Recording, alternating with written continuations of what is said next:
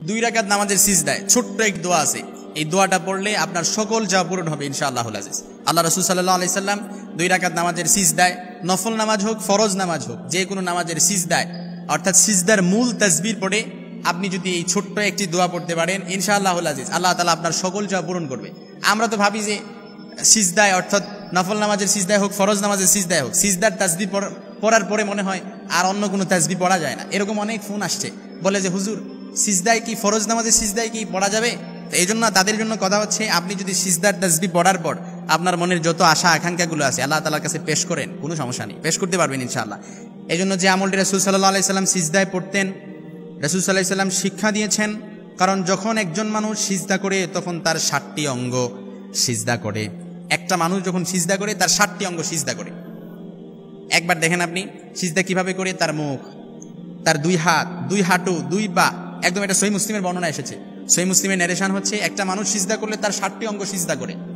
তার মুখ সিজদা করে, তার কপাল সিজদা করে, তার দুই হাত সিজদা করে, দুই পা সিজদা করে, এভাবে 7টি অঙ্গ সিজদা করে।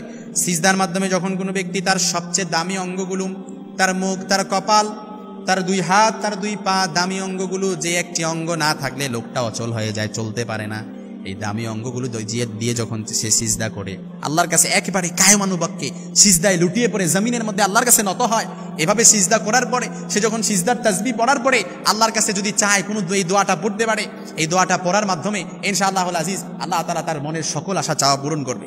আমরা সবাই পারি সিজদার মধ্যে, অর্থাৎ এই দোয়াটা আমরা সবাই পারি। যে দোয়াটা আমি আপনাদেরকে বলবো, এই দোয়াটা আমরা সবাই পারি। হযরত সাওবান রাদিয়াল্লাহু তাআলা আনহু বলেছেন, আমি রাসূল সাল্লাল্লাহু আলাইহি সাল্লামকে বলতে শুনেছি, নামাজে বেশি বেশি করে সিজদা আদায় করো, কেননা প্রতি সিজদার জন্য আল্লাহ তাআলা তার সম্মান 100 গুণ বাড়িয়ে দেন এবং একটি পাপ ক্ষমা করে দেন আল্লাহ তাআলা তাকে। এটা কিন্তু সহিহ মুসলিমের নারেশন। এজন্য সিজদায় যান, আল্লাহ তাআলার কাছে ক্ষমা চান।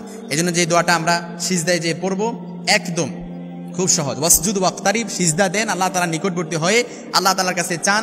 এই দোয়াটা ইনশাআল্লাহুল আজিজ সিজদারত অবস্থায় বান্দা যদি আল্লাহর কাছে এই দোয়াটা পড়তে পারে, আল্লাহ তাআলা তার যত রকমের পেরেশানি আছে, যত রকমের যা কিছু সে আল্লাহর কাছে চাক না কেন, তার সকল চাওয়া আশাগুলো আল্লাহ তাআলা ইনশাআল্লাহুল আজিজ পূরণ করবে। হযরত আয়েশা রাদিয়াল্লাহু তাআলা আনহা থেকে বর্ণিত, আল্লাহ রাসূল সাল্লাল্লাহু আলাইহি সাল্লাম, হাদিসটি বুখারী মুসলিমের মধ্যে এসেছে, বুখারী মুসলিমের নারেশন, আল্লাহর হাবিব সাল্লাল্লাহু আলাইহি সাল্লাম বলেন, অর্থাৎ আল্লাহর হাবিব সাল্লাল্লাহু আলাইহি সাল্লাম রুকু সিজদায় কখনো কখনো মূল তাসবিহ পড়ার পরে এই দোয়াটা পড়তেন।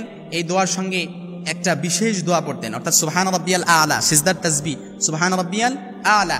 এই সুবহান রাব্বিয়াল আ'লা এই তাসবিহটা পড়ার পরে আল্লাহর হাবিব সাল্লাল্লাহু আলাইহি সাল্লাম একটা বিশেষ দোয়া পড়তেন, সেটা হচ্ছে সুবহানাকাল্লাহুম্মা রাব্বানা ওয়া বিহামদিকা আল্লাহুম্মা গফিরলি। আয় আল্লাহ, আমি আপনার প্রশংসা, আপনি আমাদের প্রভু, আপনার প্রশংসা আমি জ্ঞাপন করতেছি।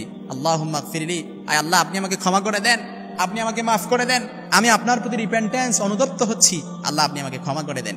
এজন্য এই দোয়াটা পড়ে আপনি যখন আল্লাহর কাছে চাইবেন, আল্লাহর কাছে চাইলেন যা কিছু চান না কেন, এই ক্ষমা প্রার্থনার দোয়া করে আল্লাহ তাআলার কাছে যা কিছু চান না কেন, আল্লাহ আমার অভাব অনটন দূর হয় না, আল্লাহ অভাব অনটন দূর করে দেন। সংসারের পেরেশানি দূর হয় না, আল্লাহ সংসারের পেরেশানি দূর করে দেন। আল্লাহ বিপদ দূর হয় না, বিপদ দূর করে দেন। আল্লাহ অভাব দূর হয় না, অভাব দূর করে দেন। আল্লাহ পরিবারের মধ্যে একটার পর একটা অশান্তি লেগে থাকে, সব কিছু দূর করে দেন। আল্লাহ সন্তান অসুস্থ, আল্লাহ সন্তানকে ভালো করে দেন। আল্লাহ বিবি অসুস্থ, বিবিকে ভালো করে দেন। মা অসুস্থ, মাকে ভালো করে দেন। আল্লাহ আমার ব্যবসায় বারাকা হয় না, ব্যবসার মধ্যে বারাকা নাজিল করেন। আল্লাহ ফসলে বরকত হয় না, ফসলে বরকত দিয়ে দেন। আল্লাহ আমি মামলা মোকদ্দমায় জড়িয়ে গিয়েছি, আল্লাহ মামলা মোকদ্দমা আমাকে দুর্বৃত করে দেন। এই সব কিছু যখন হাত পেতে আল্লাহর কাছে চাইবেন, সিজদার মধ্যে চাওয়ার পরে, নামাজ শেষ করে যখন হাত পেতে ইস্তেগফার পরে কয়েকবার আল্লাহর কাছে চাইবেন, এই দোয়া আল্লাহ তাআলা কখনো ফিরিয়ে দেয় না ইনশাআল্লাহুল আজিজ। এই জন্য সিজদায় যান, যে এই দোয়াটা পড়েন আল্লাহুম্মা, এই দোয়াটা পড়েন সুবহানাকাল্লাহুম্মা রাব্বানা ওয়া বিহামদিকা আল্লাহুম্মা গফিরলি। আল্লাহ আমি আপনার পবিত্রতা ঘোষণা করছি, আপনার প্রশংসা ঘোষণা করছি, আল্লাহ আপনি ক্ষমাশীল, আপনি আমাকে ক্ষমা করে দেন। এটা পড়ে যখন আল্লাহর কাছে চাইবেন ইনশাআল্লাহুল আজিজ আল্লাহ তাআলা আপনার চাওয়াটা পূরণ করে দেবে। এই জন্য 2 রাকাত নামাজের সিজদায়, মনে রাখবেন কিন্তু 2 রাকাত নামাজের সিজদায়, 2 রাকাত নামাজের সিজদায় নফল নামাজ হোক ফরজ নামাজ হোক, সিজদার মূল তাসবিহ পড়ার পরে যেহেতু আল্লাহ রাসূল সাল্লাল্লাহু আলাইহি সাল্লাম এই আমলটা করেছেন, সহিহ বুখারী মুসলিমের বর্ণনায় আয়েশা রাদিয়াল্লাহু তাআলা আনহা থেকে বর্ণিত হাদিস এসেছে।